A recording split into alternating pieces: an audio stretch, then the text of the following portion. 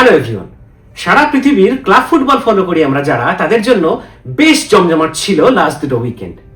Manchester city আর বোর্নমাউথের ম্যাচটা এক draw হওয়ার পরে আর্সেনাল জিতে গেল প্রিমিয়ার লিগ 22 বছর পরে।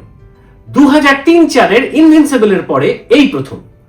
গোটা লন্ডন জুড়ে এখনো সেলিব্রেশন চলছে।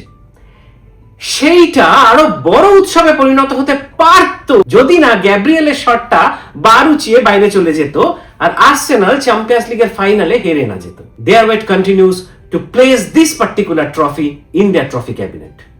আর ওদিকে ফ্রান্সের প্রেসিডেন্ট ম্যাকারনের এই উল্লাসটা দেখে পরিষ্কার বোঝা যাচ্ছে how important this was for Paris Saint-Germain to win this trophy this year. They are now the only club after Real Madrid to win this most prestigious European football trophy back to back. আর অবশ্যই আমরা আমাদের east Bengal আর্সেনালের মতো ঠিক 22 বছর পরে আমরাও আজ ভারত সেরা।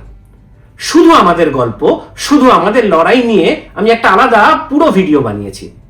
যদি না দেখে থাকেন এখানে লিংকটা কমেন্ট বক্সে পোস্ট করে দিচ্ছি, একটু দেখে নেবেন প্লিজ। কিন্তু আপাতত this all are in the history book now and it's now time for the biggest sporting event on আর্থ।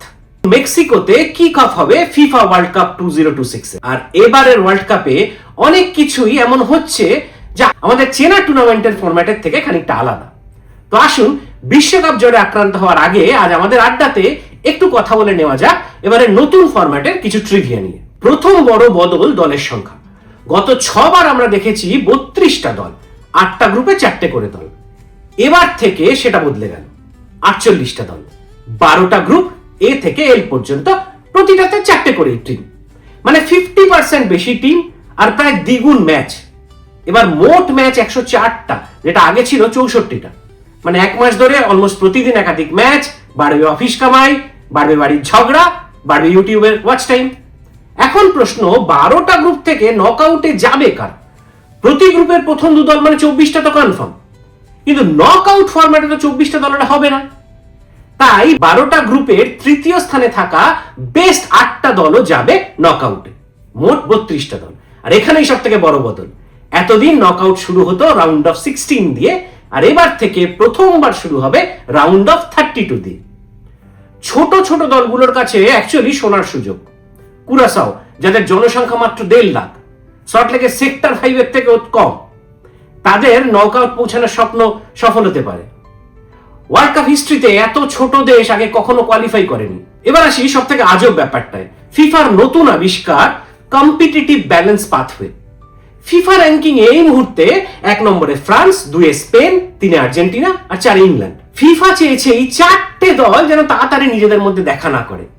তাই ড্র এর স্ট্রাকচার এমন ভাবে করা হয়েছে যে এই 4টে বিগ শট নিজের নিজের গ্রুপ চ্যাম্পিয়ন হলে তাদের দেখা হবে ডাইরেক্টলি সেমিফাইনালে। আমি জানি না এটা আপনারা কে কেমন ভাবে নিচ্ছেন, but I am not completely in favour of this. হ্যাঁ, আমরা চাই বড় দলগুলো যত পরে দেখা হয় তত ভালো, যত টুর্নামেন্ট এগোবে তত কম্পিটিটিভ হবে, but uncertainty is so part and parcel of this tournament. তাই চ্যাম্পিয়ন হওয়ার পরের বার ফার্স্ট ম্যাচে আর্জেন্টিনা হেরে যায় ক্যামেরুনের কাছে। আফ্রিকার একটা দল প্রতিবার পৃথিবীর বঞ্চিত মানুষদের প্রতিনিধি হয়ে দাপিয়ে খেলে ওয়ার্ল্ড কাপ। সেইখানে এই কম্পিটিটিভ ব্যালেন্স পাথওয়ে কেমন যেন একটা স্ক্রিপ্টেড ফর্মুলা বলে মনে হচ্ছে আমার। একটু জানান না আপনারা, আপনাদের কি মত এই ব্যাপারে? আর শেষ ব্যাপার, এই প্রথমবার 3টে দেশ মিলে হোস্ট করছে ওয়ার্ল্ড কাপ, ইউএসএ, কানাডা আর মেক্সিকো, আর মোট 16টা শহরে হবে এই খেলাগুলো। এ তো গেল 2026-এর ফরম্যাট। কিন্তু আজকের এপিসোড শেষ করার আগে কয়েকটা কথা না বললেই নয়। আর্সেনালের 22 বছরের অপেক্ষার শেষ, ইস্ট বেঙ্গলের 22 বছরের অপেক্ষা শেষ। এবার তাহলে প্রশ্ন, এই ওয়ার্ল্ড কাপে আরো কারো অপেক্ষা শেষ হতে পারে কি? কারণ অপেক্ষায় কিন্তু আছেন অনেকেই। প্রথমেই বলতে হয় লিওনেল মেসির নাম। 38 বছর বয়স, সম্ভবত শেষ ওয়ার্ল্ড কাপ। 2022 ওয়ার্ল্ড কাপে ওয়ার্ল্ড কাপ জেতাটা করে ফেলেছেন, কিন্তু তার সামনে একটা নতুন টার্গেট, মিরোস্লাভ ক্লোসের 16টা ওয়ার্ল্ড কাপ গোলের রেকর্ড। মেসি এই মুহূর্তে 13তে দাঁড়িয়ে, মাত্র 3টে গোল পেলে ওয়ার্ল্ড কাপের সর্বকালের শ্রেষ্ঠ গোল স্কোরার হয়ে যেতে পারেন তিনি।